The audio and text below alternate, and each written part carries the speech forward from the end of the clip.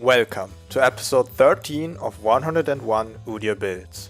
Today's iteration of our favorite champ is Cyborg Udyr, whose near infinitely scaling power make him an absolute late game menace. If that piqued your interest, then let me introduce you to the items. As our starter item, we will build Tear of the Goddess so we can start stacking as soon as possible. Play the lane safe until you reach about 1300 gold for your first back. You now have the option between peace and violence.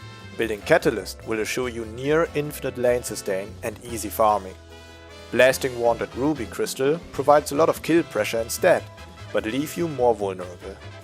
Regardless of your choice, we will build towards the glorious item that is Rod of Ages. After building out Rod of Ages, finish Tear of the Goddess into Seraph's Embrace. Once we have these two items, the build really starts to kick into high gear. Both Rod of Ages and Seraph's Embrace grant us a lot of ability power, health and mana. Especially the mana is important, since the effect of Seraph's Embrace gives us extra ability power based on 2.5% of our mana. Just Rod of Ages and Seraph's Embrace alone will grant us 200 ability power. Not bad, considering they also give us a combined 800 health. The mana synergy is obviously great, but it would be a shame to let all this bonus health go to waste.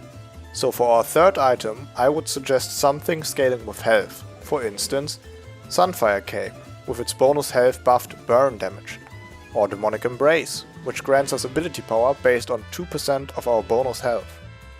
Frozen Heart is also an option, because its auto-attack blocking effect scales with, you guessed it right, bonus health.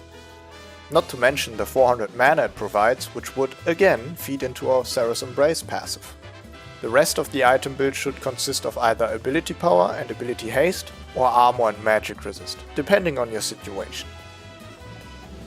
For our keystone rune, we will take Phase Rush. Its movement speed burst and slow resistance will deny most top laners an all-in, which in turn allows us to scale freely. Next up, we got Mana Flow Band, to throw on top of our ever-growing mountain of mana. With just a single tick of damage from our Phoenix, it's really easy to stack.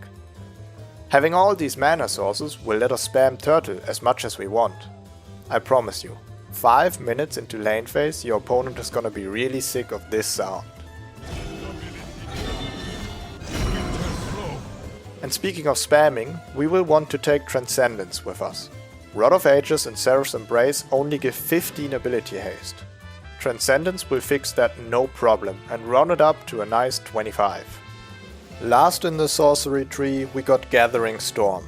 With every 10 minutes passing it will give us bonus AP, which fits nicely with our late game scaling power fantasy. Lots of people don't realize that Udyr's AP scaling on his R is actually pretty nuts if you manage to keep the enemy in the storm for the entire duration. Our secondary tree will consist of the inspiration runes Minion Dematerializer and Magical Footwear. Using Minion Dematerializer will grant you bonus damage on the type of minion you absorb with it, and more wave clear means easier scaling. Magical Footwear is a free pair of boots we gain at 12 minutes, and the weight is definitely worth it. They have 10 more movement speed than the regular boots, and will allow us to save 300 gold that we can invest into our other items instead. Only if the enemy laner and jungler could be hard countered by rushing plated steel caps, you may exchange Magical Footwear for approach velocity. As I mentioned before, our starting item is Tear of the Goddess, which doesn't give us a lot of room to 1v1 the enemy early. We instead use our big mana pool to sustain with board stance and safely stack gold, items and runes. Your Minion Dematerializer buffed farming should assist in getting your hands on our core item, Rod of Ages. Rod of Ages has the unique effect of gaining a stack every minute, making it stronger over time. Once it reaches 10 stacks, it will grant us a whole level up. If you played the lane aggressive and are already ahead of the enemy, congratulations, this level up will help you to snowball even harder. If you played safe or even fell behind, not a problem. In that case, see the level up as a helping hand to get back into the game. It's a win-win situation. In the end, what we really care about is the mid to late game, when our scaling starts to hit. Our stat supremacy has transformed us into a team fighting machine. So after lane phase we will join our team for fights around objectives. Use your movement speed to weave in and out of the enemy's range until you find an opening to drop your Awakened Phoenix.